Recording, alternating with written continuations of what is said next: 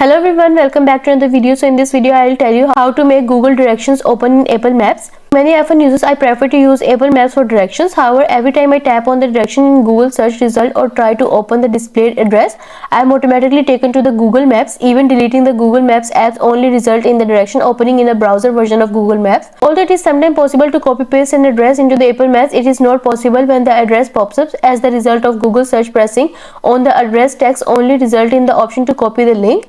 Now when an address appears, for example on a website, you can often easily copy paste the address into the Apple Maps. But first, subscribe to my channel for more upcoming videos and hit the like button. So let's start the video without wasting any time. Copy an address from the web page. Press on the address text until a word is highlighted.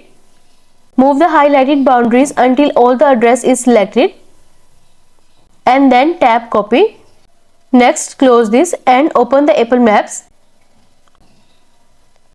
And then paste address in Apple Maps.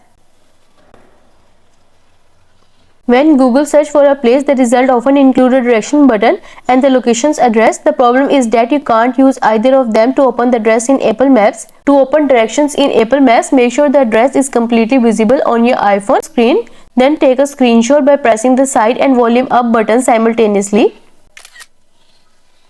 If your iPhone has a home button, then press the home and the side buttons. Next, open the Photos app and tap to open your screenshot. Open direction from the screenshot address. Next, press on the address in a screenshot. A menu will appear with the options to look up. Tap on it.